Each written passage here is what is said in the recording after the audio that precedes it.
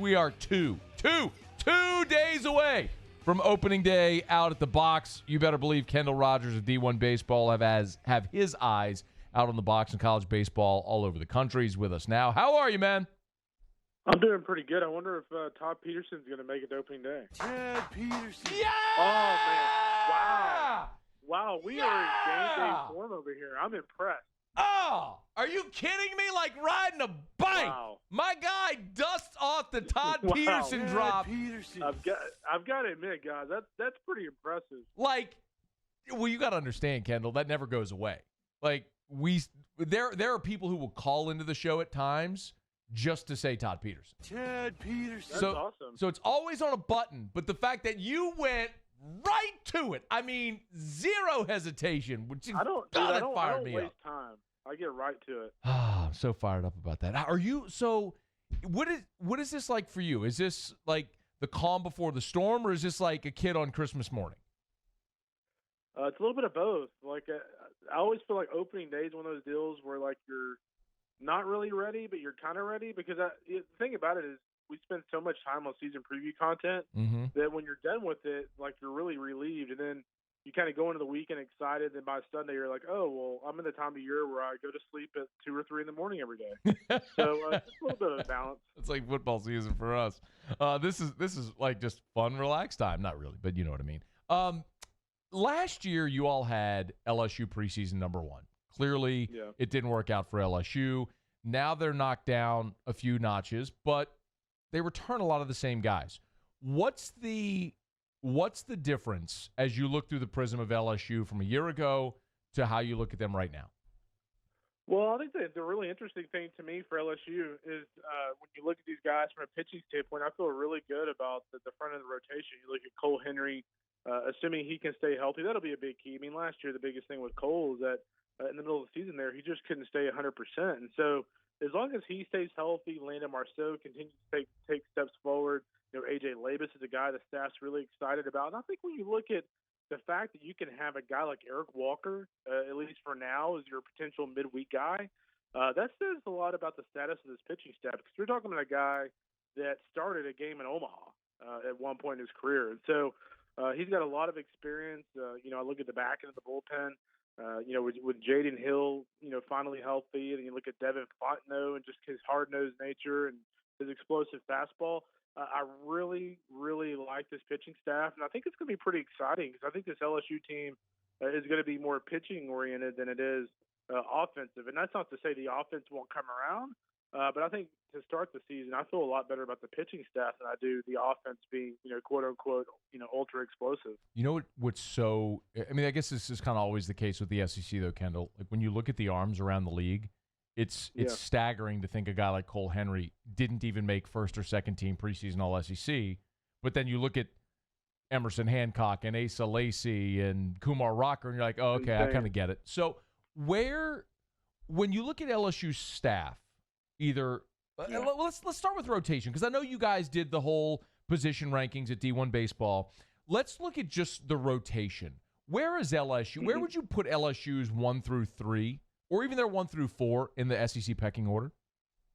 It'd probably be like right in the middle, and that's, with the quality of arms out there right now, I mean, that's a pretty good spot to be in. The thing about it is, Georgia, I love the Cole Wilcox, Emerson Hancock combo. Obviously, they're very high on my board. I think Vandy, I think A&M with Asa Lacy and Christian Roa, they'd be high on my board. But then you kind of look around the league, and Mississippi State, the rotation looks good but not great. You look at Arkansas, their rotation looks good but not great.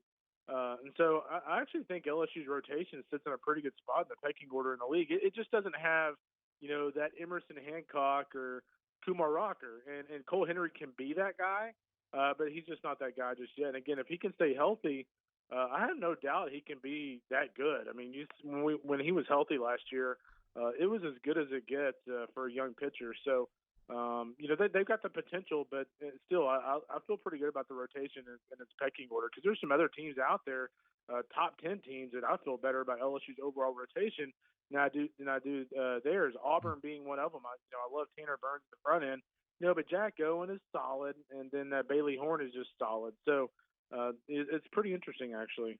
Go back. Look at this from a scouting perspective, Yeah. because Henry is a draft eligible sophomore, and I think the general consensus is a guy like Asa Lacy is probably going to be a 1-1 guy this year. When you throw 100 from the left side, it kind of works that way. Yeah. where would you say going into this season Henry is? Boy, I mean, I think it's one of those interesting situations to where he could go anywhere from the top 3 rounds, or the field. The talent pool could be so deep that he could go in that 4 to 6 round range, which probably means he has a great chance to return to school. So LSU might get lucky this year in the sense that there are so many really good college arms that he can end up slipping just because of that. And the other thing that could aid LSU this year is the fact that the high school crop of pitchers and position players is really deep as well. So, he's one of those guys that if he goes out there this spring, just absolutely shoves, stays healthy. I mean, let's be honest, he's going to get a lot of exposure there, and he'll probably end up being a top 3 rounder. And in that case, he would have pretty good money and pretty good signing bonus there to go pro. But I would say for me, I would say anywhere from 3 to 5. I mean, I think it'd be crazy to draft him any later than the 5th round right now. So it's definitely up in the air. It's definitely not a slam dunk either way. So it all depends on how he does against some of those premier arms this year. D1baseball.com. He is Kendall Rogers on Twitter at Kendall Rogers. It all gets cranked up 2 days from today. There's a lot of questions for LSU on the offensive side. Yeah.